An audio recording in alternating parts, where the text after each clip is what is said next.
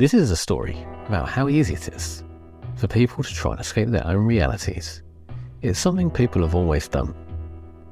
In the 17th century, Miguel de Cervantes wrote a book about a middle-aged gentleman named Alonso Quijano.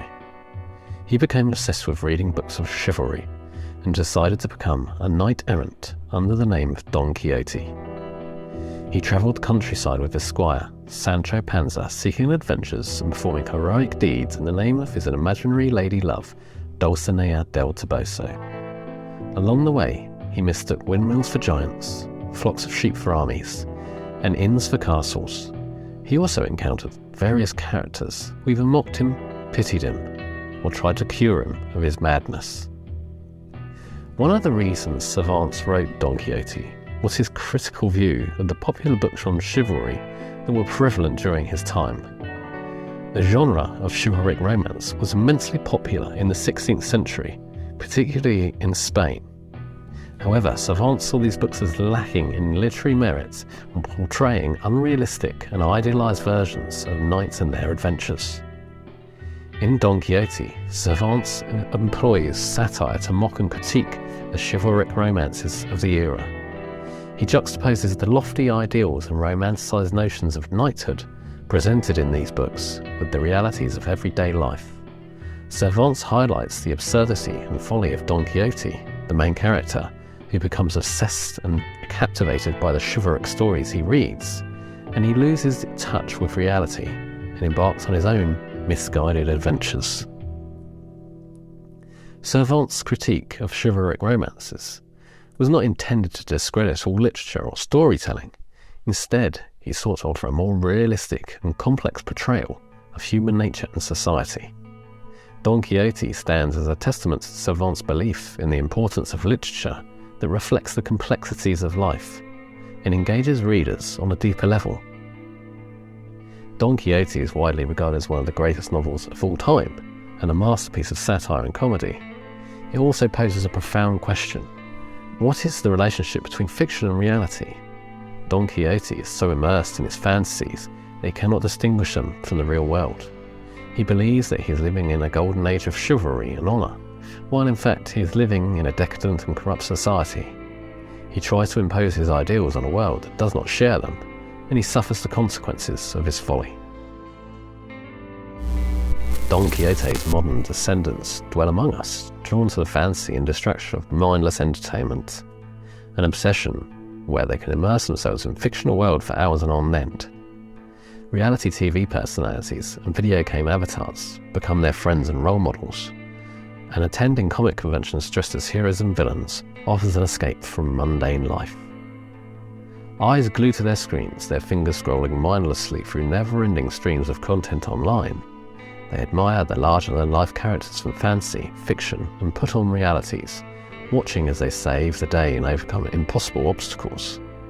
For a few hours, they can forget about their worries and bask in the beauty of these fictitious universes, fighting supernatural forces, defeating evil villains, and wreaking havoc on those who oppose them.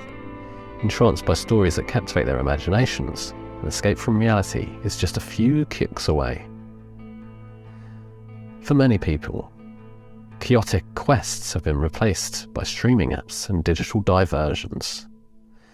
These modern Quixotes are not necessarily mad or delusional like Don Quixote. They are aware that what they watch and consume is fiction and not reality, and they do not mistake their screens for windows or their couches for horses. They don't go out and fight crime or save the world, and they don't harm anyone or themselves with their hobbies and passions. The modern fan has the same dissatisfaction with reality as Don Quixote did. The stories, values and plots they consume become an escape for their mundane lives, allowing them to find meaning and purpose within their fandoms and communities. Fans of today are looking for a way to distinguish themselves in a society that often feels too large and complex to understand.